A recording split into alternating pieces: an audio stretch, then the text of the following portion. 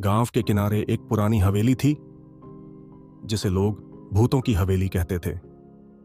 इस हवेली के बारे में गांव वालों में कई तरह की कहानियां प्रचलित थीं। कहा जाता था कि यहां एक ऐसी चुड़ैल का वास है जो कटे हुए सिर के साथ भटकती है।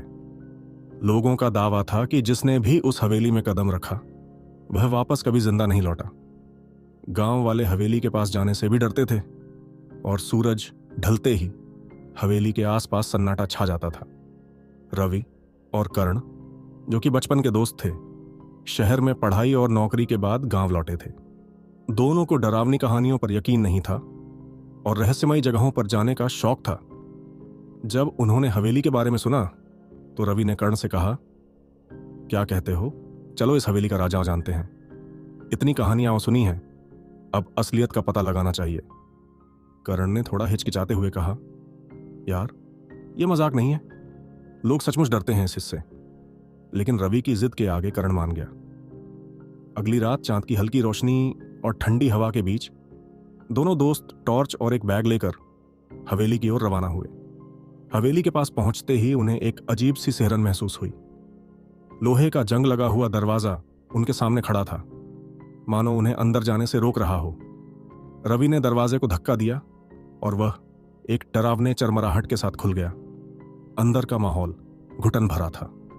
दीवारें फटी हुई थीं और उन पर अजीब सी आकृतियां बनी थीं। फर्श पर धूल और टूटे हुए कांच के टुकड़े बिखरे हुए थे। हवेली की खामोशी इतनी गहरी थी कि दोनों को अपने दिल की धड़कनें सुनाई दे रही थीं। वे धीरे धीरे हवेली के अंदर बढ़े। कर्ण ने फुसफुसाते हुए कहा, यह जगह सच में भयानक है। रवि ने मुस्कुराते हुए जवाब दिया, डरने की कोई बात नहीं है, यह सब मन का वहम है। तभी उन्हें अचानक सीढ़ियों से किसी के दौड़ने की आवाज सुनाई दी। दोनों ने अपनी टॉर्च उस दिशा में डाली, लेकिन वहां कुछ नहीं था।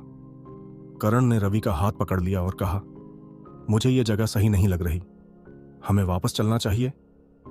रवि ने उसे शांत किया और कहा, हम यहां तक आए हैं तो अब लौटने का कोई मतलब नहीं। वे एक बड़े हॉल में पहुंचे। हॉल के बीचों बीच एक पुरानी लकड़ी की मेज थी जिस पर धूल की मोटी परत जमी हुई थी। मेज पर एक पुरानी किताब रखी थी। रवि ने किताब को उठाया और पन्ने पलटने शुरू किए। किताब में अजीबोगरीब चित्र और एक भाषा में कुछ लिखा था जिसे वे समझ नहीं पा रहे थे। कर्ण ने कहा, यह किताब यहां क्यों रखी है, इसे छोड़ दो। लेकिन रवि ने उसे शांत करते हुए कहा, शायद इसमें कुछ सुराग हो। तभी हॉल में अचानक से हवा तेज हो गई। खिड़कियां और दरवाजे अपने आप बंद होने लगे। दोनों ने घबराकर चारों ओर देखा। तभी दीवारों से एक गूंजती हुई हंसी सुनाई दी। कर्ण ने डरते हुए कहा, यह कौन है, कौन हंस रहा है? रवि ने खुद को संभालते हुए कहा, शायद यह हवेली का कोई पुराना खेल है। हंसी की आवाज तेज होती गई और तभी एक परछाई उनके सामने प्रकट हुई। यह एक औरत की परछाई थी जिसके सिर की जगह सिर्फ एक गहरा घाव था। वह औरत धीरे धीरे उनके करीब आने लगी। कर्ण ने चिल्लाते हुए कहा, यह क्या है, हमें यहां से भागना होगा। रवि ने कर्ण को खींचा और दोनों तेजी से भागने लगे। लेकिन दरवाजा अपने आप बंद हो चुका था। परछाई उनके पीछे पीछे आ रही थी। उसकी आंखें चमक रही थीं और वह डरावनी आवाज में कह रही थी, तुम्हें यहां नहीं आना चाहिए था, अब तुम मेरी कैद में हो। दोनों किसी तरह दूसरी ओर भागे और एक बड़े कमरे में पहुंच गए। कमरा खाली था, लेकिन वहां की दीवारों पर खून के धब्बे थे। कर्ण ने थरथराते हुए कहा, यह जगह श्रापित है, हमें यहां से निकलने का कोई रास्ता खोजना होगा। तभी उन्होंने देखा कि कमरे के कोने में एक तहखाने की ओर जाने वाली सीढ़ी थी। रवि ने कहा, शायद यही हमारी बचने की जगह हो। दोनों ने हिम्मत जुटाई और तहखाने में नीचे उतर गए। तहखाने में ठंडी हवा चल रही थी। वहां की दीवारों पर कुछ अजीब चित्र और खून से बने निशान थे। तहखाने के बीचों बीच एक वेदी थी जिस पर एक मानव खोपड़ी रखी हुई थी। तभी उस वेदी के पास वह परछाई फिर से प्रकट हुई। अब वह औरत की स्पष्ट आकृति में बदल गई थी। उसका सिर कटे हुए था और वह अपने हाथ में अपना सिर पकड़े हुए थी। उसने चीखते हुए कहा, तुमने मेरी शांति भंग की है, अब तुम मेरी सजा से नहीं बच सकते।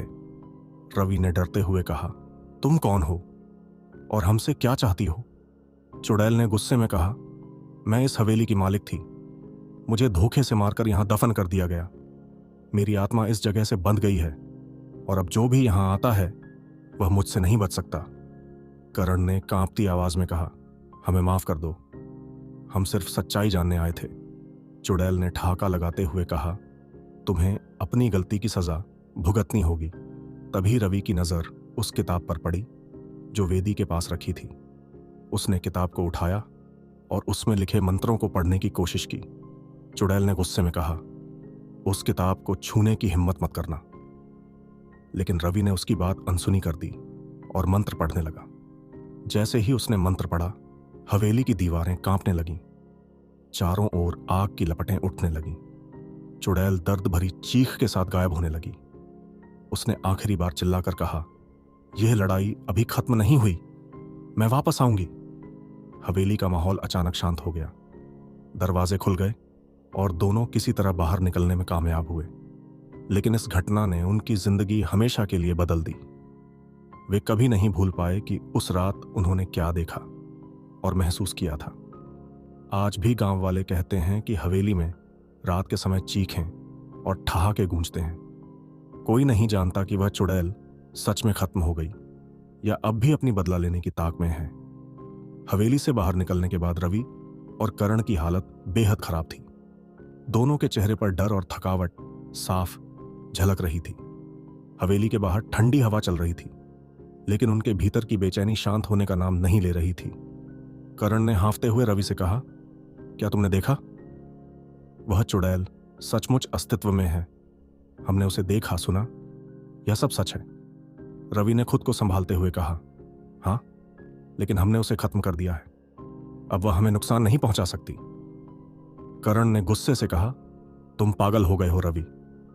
उसने खुद कहा कि यह लड़ाई खत्म नहीं हुई। हमें गांव वालों को यह सब बताना होगा। रवि ने करण को शांत करने की कोशिश की और कहा, अगर हम यह सब बताएंगे तो कोई हमारी बात पर यकीन नहीं करेगा। लोग हमें पागल समझेंगे। हमें पहले यह समझना होगा कि उसने क्या कहा और वह वापस कैसे आ सकती है। रात के अंधेरे में दोनों चुपचाप गांव लौट आए। घर पहुंचने के बाद करण सोने की कोशिश करता रहा, लेकिन उसकी आंखों में हवेली की भयानक परछाइयां बार बार घूमने लगीं। रवि भी अपनी जगह पर बेचैन था। वह बार बार उस किताब और चुड़ैल के आखिरी शब्दों के बारे में सोच रहा था। अगली सुबह दोनों दोस्त गांव के मंदिर पहुंचे। वहां के पुजारी को उन्होंने सब कुछ बताया।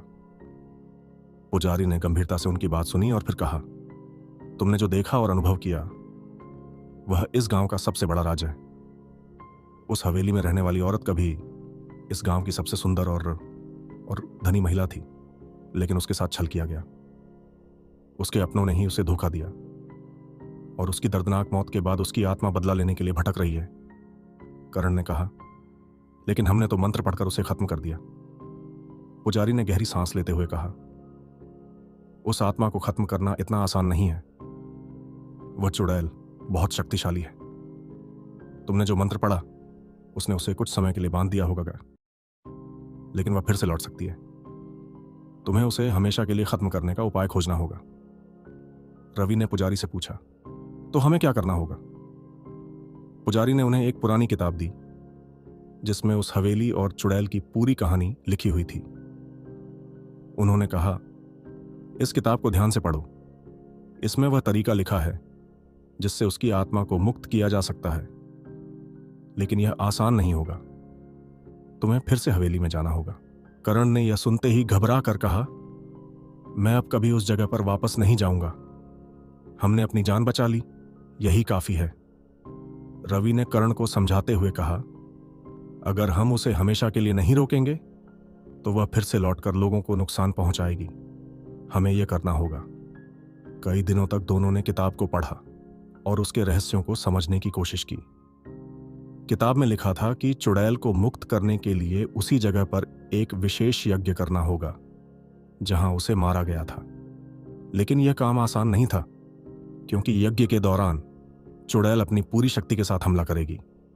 रवि और करण ने यज्ञ की तैयारी शुरू की। उन्होंने पुजारी से आवश्यक सामग्रियां लीं और हिम्मत जुटाकर एक बार फिर हवेली जाने का फैसला किया। यह रात पहले से भी ज्यादा डरावनी थी। हवेली के पास पहुंचते ही उन्हें फिर से वही सर्द सिहरन महसूस हुई। जैसे ही उन्होंने अंदर कदम रखा, हवेली की खामोशी टूट गई। चारों तरफ तेज हवाएं चलने लगीं और दीवारों पर खून के धब्बे उभरने लगे। रवि ने किताब को खोला और यज्ञ के मंत्र पढ़ने शुरू किए। जैसे जैसे यज्ञ आगे बढ़ा, चुड़ैल की चीखें तेज होती गईं। वह अपने कटे हुए सिर के साथ प्रकट हुई और गुस्से में चिल्लाई, तुमने मेरी शांति भंग की है, मैं तुम्हें जीवित नहीं छोड़ूंगी। कर्ण ने डरते हुए कहा, रवि जल्दी करो, वह हमारी ओर आ रही है। रवि ने ध्यान नहीं भटकाया और मंत्र पढ़ता रहा। चुड़ैल ने हवेली की दीवारों को हिलाना शुरू कर दिया। छत से कांच टूट टूट कर गिरने लगे। कर्ण ने हिम्मत जुटाकर यज्ञ में मदद करनी शुरू की। आखिरी मंत्र पढ़ते ही चुड़ैल ने दर्दनाक चीख मारी। उसकी आत्मा जलने लगी और हवेली में आग लग गई। दीवारें टूटने लगीं और पूरा माहौल भयानक हो गया। लेकिन रवि और कर्ण ने हार नहीं मानी। जैसे ही यज्ञ पूरा हुआ, चुड़ैल की आत्मा एक तेज रोशनी में बदलकर गायब हो गई। हवेली के टूटते हुए हिस्से से दोनों किसी तरह बाहर भागे। हवेली उनके पीछे पूरी तरह से ध्वस्त हो चुकी थी। गांव वाले यह देखकर हैरान थे, लेकिन रवि और कर्ण जानते थे कि उन्होंने उस रात जो किया वह उनकी जिंदगी का सबसे बड़ा कारनामा था। उस दिन के बाद उस हवेली का नामो निशान मिट गया। गांव वाले कहते हैं कि अब वहां शांति है, लेकिन रवि और कर्ण जानते हैं कि उन्होंने एक इतिहास को मिटाने में अपनी जान दांव पर लगाई थी। हवेली के खंडहर पूरी तरह से ढह चुके थे। गांव में अब कोई भूतिया गतिविधि नहीं होती थी, लेकिन रवि और कर्ण के दिल में उस रात की यादें हमेशा जिंदा थीं। दोनों ने सोचा था कि सब कुछ खत्म हो चुका है, लेकिन उनकी जिंदगी पर इसका असर गहरा और स्थायी था। कुछ दिनों तक सब कुछ सामान्य लगता रहा। गांव के लोग अब हवेली के आसपास जाने से डरते नहीं थे, लेकिन रवि और कर्ण को ऐसा लगने लगा था कि कुछ अनजाना उनके साथ अब भी जुड़ा हुआ है।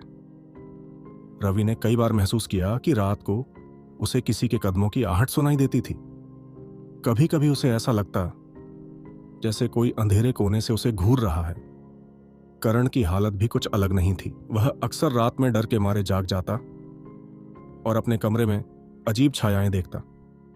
एक रात जब दोनों दोस्त अपने कमरे में बैठे थे, कर्ण ने रवि से कहा, तुम्हें भी लगता है कि कुछ गड़बड़ है? मुझे ऐसा लग रहा है कि वह चुड़ैल पूरी तरह खत्म नहीं हुई। रवि ने थोड़ी देर सोचा और कहा, मुझे भी यही शक है। शायद हमने उसे जकड़ दिया था, लेकिन उसकी आत्मा पूरी तरह मुक्त नहीं हो पाई।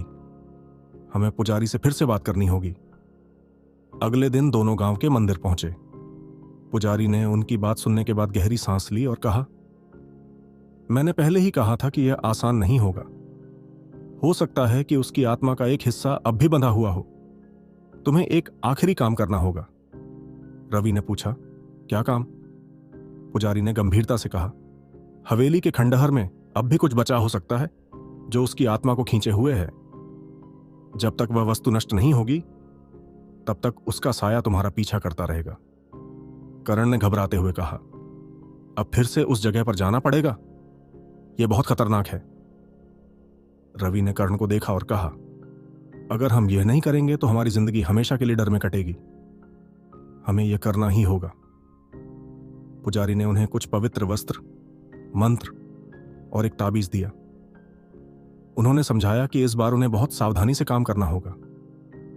खंडहर के भीतर अब भी उसकी आत्मा का आखिरी टुकड़ा छिपा हो सकता है।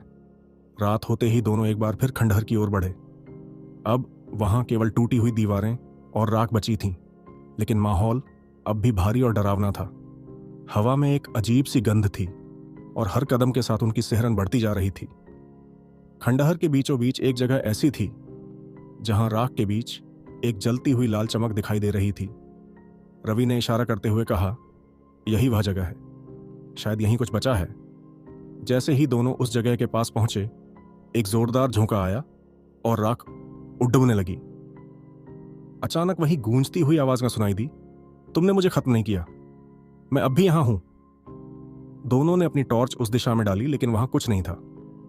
कर्ण ने डरते हुए कहा, रवि जल्दी करो, हमें इस जगह को खत्म करना होगा। रवि ने पुजारी के दिए हुए मंत्र पढ़ने शुरू किए।